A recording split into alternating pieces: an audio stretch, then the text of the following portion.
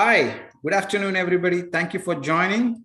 Today, I have a Ron Rickard in the call, and we'll be discussing about the 1031 exchanges. Thank you, Ron, for joining. Thank you very much for having me. Ron, you have some good news to share about 1031 exchange latest updates from the IRS. Yeah, normally in an exchange, you have a very strict timeline that's been part of the tax code for 40 years. That you have 45 days to identify what you're going to buy and 180 days to close escrow. And those clocks start the day you actually close escrow on the sale of your property. Now, for many years now, the IRS has given us the option, not given us the option, given themselves the option of extending those deadlines when there is a federally declared disaster. So if there's a hurricane, a tornado, an earthquake, then though there are extensions that can be granted. A common example locally was back in 2021, there were some wildfires that many counties were affected in. Those counties received extensions on the on those 45 and 180 days.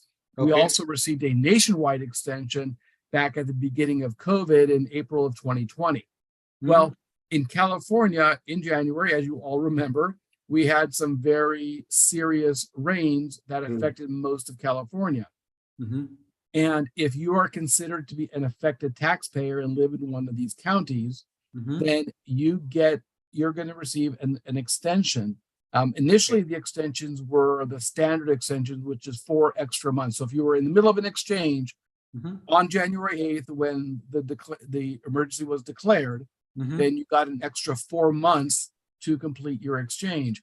However, the IRS just issued something yesterday that essentially gives everybody, even if you start your exchange today, until October 16th to finish your exchange. So you'll be able to, so if you sell your property now, you're going to have extra time to complete your exchange, because that 45-day notice is the really critical limit when it comes to the 1031. And so if you sell your property in May or June or even July, you're going to have extra time to find what you're going to go find. So it's a nice little benefit that will not last long. So it gives people an incentive to sell their property now. So that 45 days is no more valid and because of this new extension, right? So you can find a property by October and close also. Is that correct? Right. You have to buy and close by October 16th. Oh, that's great. So you should be able, if you just find the property by October 16th, this is okay, or like we should close also by October 16th? You have to close also by the 16th, by October 16th. I think it's a great offer from IRS right now. Yeah. I think if you're an investor, do find out on a 1031 exchange, and it's a great offer from IRS.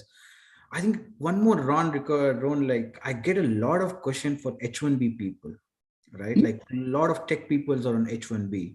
They ask like, can I buy an investment property? Can I use a 1031 exchange? What do you say about that, Ron? Well, first off, other than what Texas is trying to do right now, there is no limitation on foreigners buying real estate within the United States. So, and I hate to use the term foreigners, H1B, but essentially non-U.S. citizens or U.S. permanent residents can buy real estate in the United States. So obviously, with H1B, you're living here. Most of the people on H1B visas are going to be buying a property for them to live in, which obviously would be under the primary residence rules. But can they also buy investment real estate? The answer is yes. Then your next question is going to be, can they also do a 1031 exchange? Yeah. And the answer is yes, they can. There is no limitation that 1031 is only for U.S. residents. It can be for any U.S. resident or citizen. But this is the important part. There are a couple of important limitations if anybody who is not a U.S. citizen or permanent resident, including H1B participants, that 2 things. One, they must have a U.S. Social Security number or tax ID number, and obviously most of the ones with H1B do. But if it's somebody who is a foreigner who does not have one, that's a problem, because they must have a U.S. Social Security number or tax ID number.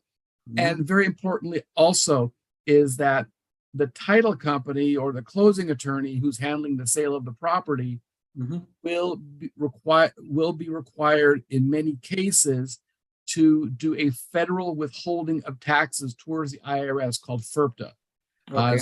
So if the client is subject to FERPTA, escrow will have to withhold up to 15% of the sales price, regardless of whether the client's going to do an exchange or not. So it does limit some people in terms of how much they will have to go forward in the exchange. But ultimately, yes, foreign people, including people with H1b visas, can do exchanges. So I didn't get on that part, the 15%. What is that 15%? Like they should withhold more than 15%? So in the eyes of Congress, when they established this, the idea here is that if you have somebody who's not a U.S. citizen or a resident, you sell a property, then that money can go back to whatever country they came from, and the IRS would never collect any of the taxes due. Okay. And so that's why the IRS requires the title company or closing attorney to withhold a certain amount. Now, that amount they withhold is dependent on a few factors. If the property is over a certain amount, which I think is $1 million, then it's a 15% withholding. If it's between 300,000 and $1 million, I believe it's 10%. If it's below 300,000 and the people buying the property are going to live there, then I think there's no withholding. So basically, it's a sliding scale, based on the value of the property and how the buyer of the property is actually going to use it. Oh, great, great. Okay, I think it's folks, if you're in H1B and you want to invest, buy a property as an investment, it's always allowed, and you can also benefit from the 1031 benefits. Yep, right? Exactly. Let me add also, there is additional paperwork to be filled out. So if you are going to be selling a property, especially an investment property, and you are not a U.S. citizen or permanent resident, please let the people you are working with, including the exchange company, know early in the process, because there is extra paperwork to be filled out for the IRS. Okay, great. Ron, I think I wanted to make a quick video. That's why it's one last question. What is the tips for the successful exchange? Tips for successful exchange. Ultimately, a 1031 is actually a fairly easy thing. You're selling investment real estate and you're buying investment real estate. Now, there are always things to know about. For example, you need to buy equal or greater, et cetera.